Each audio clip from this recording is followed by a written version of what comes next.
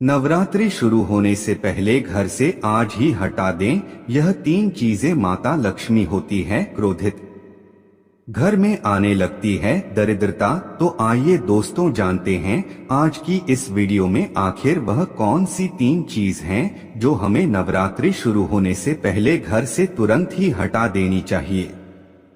प्रिय मित्रों, आपको पता ही है कि नवरात्रि के पर्व का इंतजार काफी बेसब्री से पूरे भारत में चल रहा है, क्योंकि इन दिनों में हम माता रानी का स्वागत करते हैं और व्रत रखते हैं। नवरात्रि का महापर्व बहुत ही शुभ और मंगलकारी माना जाता है। नवरात्रि के पूरे 9 दिन गंगाजल की हर एक बूंद की तरह पवित्र माने जाते हैं। यह शुभ समय भक्तों के जीवन में खुशियों की सौगात लेकर आता है। दोस्तों, आपको बता दें 2023 में इस साल मां दुर्गा हाथी पर सवार होकर पृथ्वी लोक में पधारेंगी।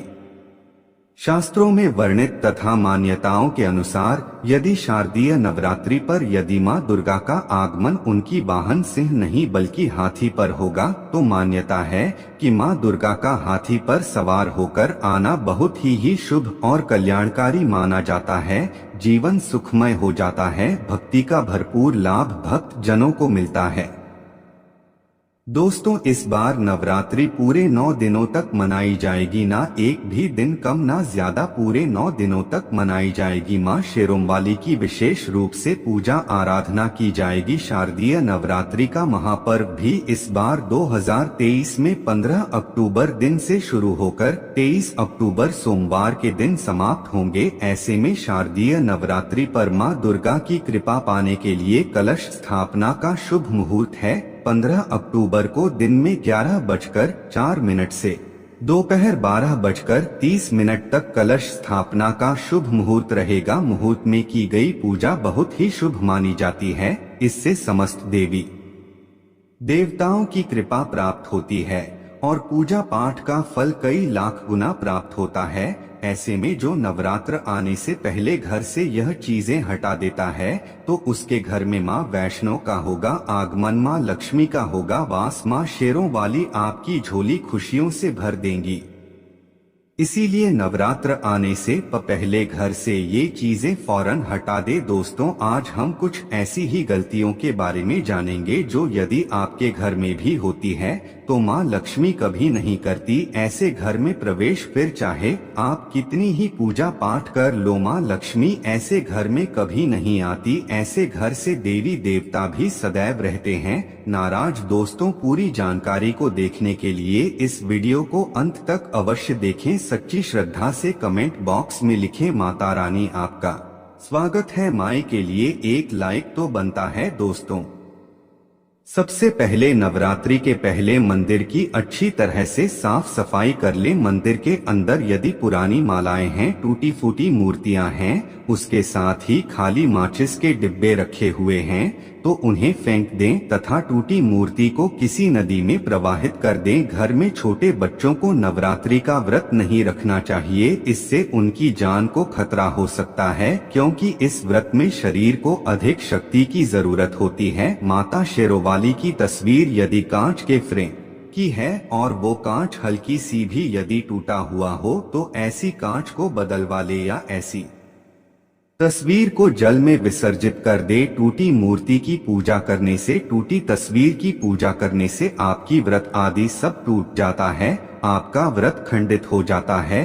दोस्तों, नवरात्रि के 9 दिन बहुत ही पवित्र होते हैं। नवरात्रि के इन 9 दिनों में आचार विचार और घर को साफ सुथरा और पवित्र रखना अति आवश्यक है। इसीलिए नवरात्रि के 9 दिनों में ब्रह्मचर्य का पालन किया जाता है और तामसिक भोजन ग्रहण नहीं किया जाता। नवरात्रि के 9 दिनों में माता रानी के भक्तों को प्याज, लहसुन, मांस, मदिरा और अंडे से दूर रहना चाहिए। अधिकतर भक्त इन नियमों का पालन भी करते, किंतु वह एक गलती कर बैठते हैं, वो नवरात्रि के 9 दिनों में अपने घर इन चीजों को रख लेते हैं। ऐसा भूलकर भी नहीं करना चाहिए। भागवत पुराण के अनुसार नवरात्रि के 9 दिनों तक माता रानी अपने भक्तों के घर में वास करती है। यदि आप भी चाहते हैं कि माता रानी आपके घर में वास करें, तो आप अपने घर के वातावरण को पवित्र रखें और नवरात्रि शुरू होने से पहले ही अपने घर से प्याज, लहसुन, मीट, अंडा और मदिरा को बाहर निकाल दें। अपने घर साफ रखें। इन वस्तुओं को घर से बाहर निकालने के पश्चात अपने घर में गंगाजल का छिड़काव अवश्य करें।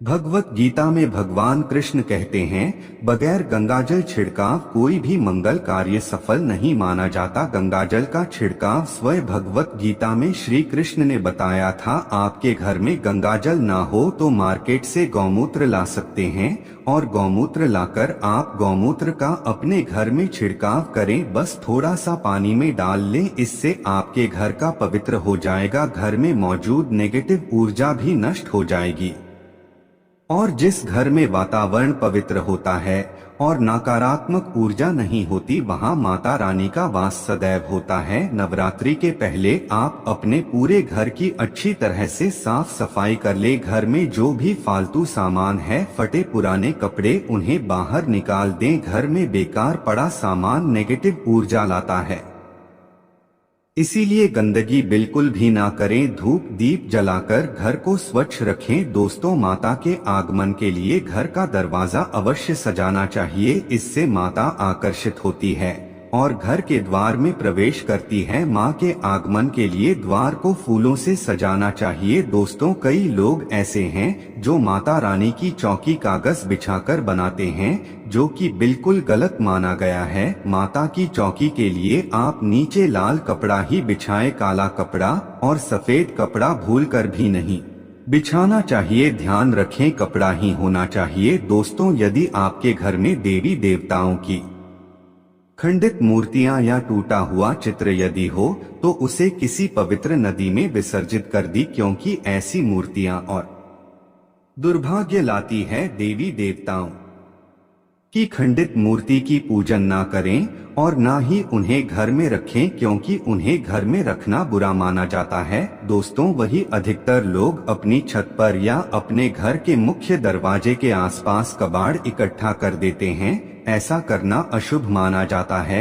यदि आप अपने घर में घर के मुख्य दरवाजे पर या छत पर या फिर खासकर घर के उत्तर दिशा में कबाड़ इकट्ठा कर दिया है, नवरात्रि शुरू होने से पहले उस कबाड़ को घर से बाहर ही निकाल दें। दोस्तों, यदि आपके घर कोई भी बंद घड़ी है तो नवरात्रि शुरू होने से पहले उसे अपने घर से हटा दें और नई गाड़ी ले आए या उसकी मरम्मत करवा लें। घड़ी को प्रकृति का प्रतीक माना जाता है। बंद घड़ी समय से पीछे चलने वाली हमारी प्रकृति में बाधा डालती है, इसीलिए नवरात्रि शुरू होने से पहले ही आप बंद घड़ी को घर से बाहर निकाल दें। दोस्तों, यदि आपके घर के मंदिर में किसी भी तरह का कोई फालतू सामान रखा है, जैसे कि सड़े गले फूल, अगरबत्ती, धूपबत्ती के डिब्बे या माचिस आदि के डिब्बे, या कोई भी खाली पैकेट मंदिर में ना रखें, या फिर कोई फटी पुरानी धार्मिक पुस्तक या भगवान की कोई भी पुराने कपड़े जो फट गए या मुकुट माला जो खराब हो गई है,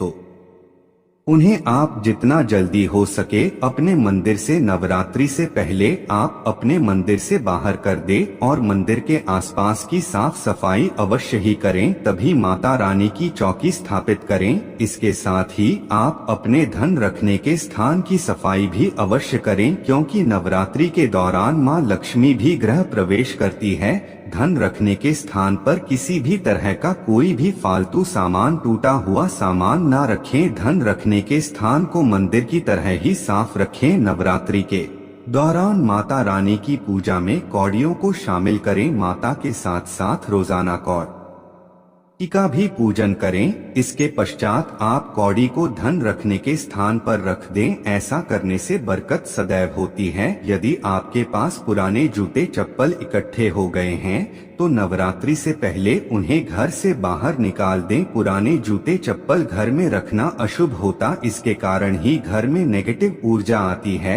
और घर में अशांति और कलह का माहौल रहता है। नवरात्रि आने से पहले घर से जाला निकालना ना भूलें। यदि जिस घर में जाला है उस घर में माता रानी कभी वास नहीं करती। साथ ही साथ टूटे फूटे बर्तन यदि घर में पड़े हैं या टूटा हुआ आईना भी यदि घर में हो तो उसे भी निकाल दे। घर में टूटे फूटे ईंट पत्थर भी नहीं रखना चाहिए, इससे माँ लक्ष्मी नाराज हो जाती है। अब हम जानते हैं नवरात्रों के दौरान क्या नहीं खाना चाहिए और क्या नहीं पीना चाहिए और कौन सा फल खाने से व्रत संपूर्ण और सफल हो जाता है। दोस्तों, हमारे चैनल को सब्सक्राइब अवश्य करें और बेल आइकन को दबाना ना भूले। तो आइए शुरू करते हैं। दोस्तों, नवरात्रि के दिन सेब अवश्य खाना चाहिए। शास्त्रों में बताया जाता है कि भगवान के भोग में सेब आदि अवश्य अर्पित किया जाता है। यदि आपका व्रत है तो आपको सेब अवश्य खाना चाहिए। केला, पपीता, तरबूज और मीठे अंगूर अवश्य खाना चाहिए। इन फलों से व्रतधारी को शक्ति मिलती है, व्रत संपूर्ण हो जाता है। शास्त्रों में बताया जाता है कि नवरात्रों के दिनों में सीताफल अवश्य खाना चाहिए। सीताफल खाने से 10 ऐसी बीमारियां हैं जो खत्म हो जाती हैं। माना जाता है कि नवरात्रों के दिनों में सीताफल का घर में प्रवेश होना बड़ा ही शुभ माना गया है। सीताफल खाने से नवरात्रि का व्रत सफल हो जाता है, क्योंकि इसमें माता सीता का आशीर्वाद मिला हुआ होता है। नवरात्रि के दौरान इसे जो भी खाता है उसे दुखों का सामना नहीं करना पड़ता। सीताफल आपको अवश्य खाना चाहिए। दोस्तों, नवरात्रों में व्रतधारी को डब्बा बंद लस्सी, डिब्बा बंद जूस नहीं पीना चाहिए। उसमें कई केमिकल मिले होते हैं जिसके कारण आपका व्रत टूट सकता है। जब भी आप फलों का जूस पिए तो याद रखें उसमें नमक ना डालें, नहीं तो व्रत टूट जाएगा। साथ ही साथ जूस में बर्फ भी नहीं डालना चाहिए। फलों का सादा जूस पीने से व्रत सफल होता है। दोस्तों, नवरात्रि के दौरान सिंघाड़े का आटा या कुट्टू का आटा खाने से पहले यह देख लें कि आटा पुराना नहीं होना चाहिए, क्योंकि पुराने आटे में कीड़े वगैरह बढ़ जाते हैं। इसके कारण आपका व्रत टूट सकता है, क्योंकि ये छोटे छोटे कीड़े हमें दिखाई नहीं देते और आपके मुंह तक पहुंच जाते हैं। ऐसा आटा खाना मतलब कीड़े को का मांस खाने के बराबर माना गया है। दोस्तों, नवरात्रि के दौरान आप शाम के समय खाने में दही ले सकते हैं, आलू वगैरह खा सकते हैं और आलू के पापड़ भी खा सकते हैं। कई सब्जियां तो ऐसी हैं जो नवरात्रि के दौरान भोजन में शामिल, इससे आपको एनर्जी मिलेगी। और नवरात्रि के दौरान आप दूध पी सकते हैं जो आपको ताकत देगा। चाय वगैरह भी पी सकते हैं, किंतु याद रहे उसमें नमक ना डालें। एक बात का ध्यान रहे, नवरात्रि के 9 दिन माता के 9 अलग अलग स्वरूपों का पूजन किया जाता है। नवरात्रि के 9 दिनों में माता रानी को अलग अलग स्वरूप के हिसाब से अलग अलग भोग अर्पित किए जाते हैं। किंतु क्या आप जानते हैं कुछ ऐसी वस्तु है जिन्हें नवरात्रि के दौरान भूलकर भी माता रानी को अर्पित नहीं करना चाहिए। यदि इन वस्तुओं को आप गलती से भी माता रानी को अर्पित कर देते हैं तो आपको व्रत और पूजन का पूर्ण लाभ नहीं होगा। इसीलिए माता रानी की प्राप्त करने के लिए आपको यह जानना अति आवश्यक है कि वह कौन सी ऐसी वस्तु है जो माता रानी के पूजन में भूलकर भी प्रयोग नहीं करना चाहिए। तो आइए माँ का जयकारा लगाते हुए वीडियो को शुरू करते हैं। दोस्तों, नंबर 1, नवरात्रि के दौरान शादीशुदा महिलाओं को सफेद कपड़े पहनकर पूजा पाठ नहीं करना चाहिए। साथ ही साथ काले कपड़े भी नहीं पहनना चाहिए, इससे पूजा व्रत आदि खंडित हो जाती है। माता की चौकी जब आप लगाएं तो उसके कागज नहीं लगाना चाहिए। माता की चौकी सदैव लाल कपड़ा बिछाकर ही बनाना चाहिए। सदैव याद रहे, नवरात्रों के इन 9 दिनों तक वृद्धि को अपना आसन मां की चौकी के आगे ही लगाना चाहिए और वहीं पर आपको सोना चाहिए। मंदिर को नवरात्रों के दौरान अकेला नहीं छोड़ा जाता, बहुत ही अशुभ माना जाता है। इससे दुर्गा माता नाराज हो जाती है और सदैव के लिए चली जाती है। दोस्तों, नंबर 2, नारियल। हिंदू धर्म में नारियल को समृद्धि, धन और सम्मान का सूचक माना जाता है। नारियल को श्रीफल भी कहा जाता है। नारियल को सुख समृद्धि में वृद्धि करने वाला माना जाता है। नारियल तो हर मांगलिक कार्य में विशेष महत्व होता है। जैसे कि आप सभी जानते हैं कि माता रानी के कई मंदिरों में नारियल से बलि भी दी जाती है और माता रानी के पूजन में नारियल का प्रयोग हम सभी करते हैं। खासकर कलश की स्थापना नारियल रखकर ही की जाती है। माता रानी के पूजन में हम नारियल प्रयोग करते समय कुछ गलतियां कर होती है। दोस्तों, नारियल कई प्रकार के होते हैं, एक हरा दूसरा सूखा जिसके अंदर पानी होता है। जिस नारियल के अंदर पानी होता है, माता रानी के पूजन में सदैव पानी वाला और जटा वाला नारियल ही प्रयोग करें। नारियल का पूर्ण होना चाहिए, नारियल चटका हुआ में टूटा हुआ नहीं होना चाहिए, क्योंकि साबुत नारियल ही पूर्ण और पवित्रता का प्रतीक होता है। साबुत नारियल ही सुख समृद्धि का प्रतीक होता है। नारियल को ही श्रीफल यानी कि माँ लक्ष्मी का फल कहा जाता है। नवरात्रि में माता रानी के कलश की स्थापना करते समय जटा वाला यानी पानी वाला नारियल ही कलश पर स्थापित करना चाहिए। साथ ही यह ध्यान रखना चाहिए कि नारियल को सदैव कलश के ऊपर लेटा कर रखना चाहिए। घट स्थापना करते समय कभी भी नारियल को खड़ा करके नहीं रखा जाता, नारियल को सदैव लेटा कर कलश के ऊपर रखा जाता है। साथ ही नारियल को स्थापित करने से पहले आप नारियल को लाल कपड़े में लपेटकर उस पर और फिर लाल चुनरी उड़ाकर आप नारियल कलश के ऊपर स्थापित करें। शास्त्रों के अनुसार कलश के ऊपर जब सही तरीके से नारियल रखा जाता है और सही प्रकार का नारियल रखा जाता है, तभी ही व्रत और पूजन का पूर्ण फल प्राप्त होता है। यह भी ध्यान रहे कि महिलाएं माता रानी को नारियल अर्पित तो कर सकती है, किंतु कभी भी माता रानी के सामने नारियल को भूलकर भी ना तोड़े, क्योंकि नारियल बीज रूप होता है और स्त्रियां बीज रूप से ही शिशु को जन्म देती है, इसलिए कभी भी महिलाओं को नारियल तोड़ना चाहिए। दोस्तों, नंबर 3 लौंग।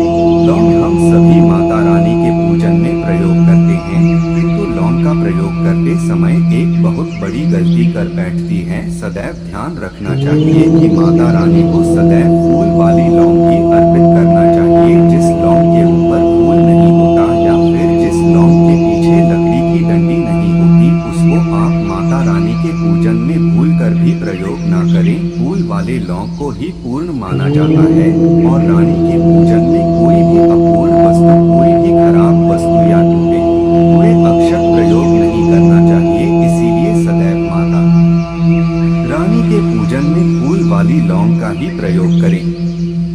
दोस्तों, नंबर 4 तुलसी के पत्ते अर्पित नहीं करने चाहिए। माँ दुर्गा के पूजन में तुलसी पत्र का प्रयोग करना वर्जित माना जाता है।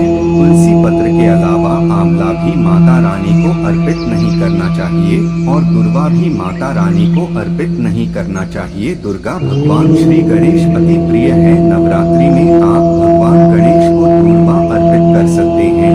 भगवान विष्णु जी को तुलसी के पत्ते अवश्य अर्पित कर सकते हैं, किंतु माता रानी को भूलकर भी तुलसी के पत्ते या दूर्वा अर्पित न करें। माता रानी को सफेद फूल भी अर्पित न करें। माता रानी को सदैव लाल रंग के फूल अर्पित करने चाहिए। लाल रंग के फूल माता रानी को अति प्रिय है। खासकर माता को गुड़हल और कमल के फूल अति प्रिय। शास्त्रों में बताया जाता है कि घर में माता रानी की 2 फोटो नहीं होने चाहिए। इस बात का भी आप विशेष ध्यान रखें कि माता रानी के पूजन में कोई भी खंडित चीज प्रयोग ना करें। खंडित चीज जैसे कि चटका हुआ या टूटा हुआ दीपक या फिर चटका हुआ कोई बर्तन। साथ ही यह भी ध्यान रहे कि लोहे के और प्लास्टिक के बर्तन आप माता रानी के पूजन में प्रयोग ना करें, क्योंकि प्लास्टिक के चाइनीज बर्तन हड्डियों के पाउडर से मिलकर बनते हैं, ऐसा ना करें। ऐसे बर्तनों को माता रानी के पूजन से सदैव दूर रखना चाहिए। माता रानी को जो पुष्प अर्पित कर रही है उन्हें सूंघना नहीं चाहिए या गिरे हुए फूल या फिर मुरझाए हुए फूल माता को अर्पित न। दोस्त, नवरात्रि के अष्टमी और नवमी तिथि पर कन्या पूजन का विधान है। दोस्तों, वीडियो पसंद आई हो तो कमेंट बॉक्स में जय माता अवश्य लिखेगा और चैनल को सब्सक्राइब करके बेल आइकन जरूर दबा आएगा, जिससे कि आने वाली वीडियो सबसे पहले देख सके। मिलते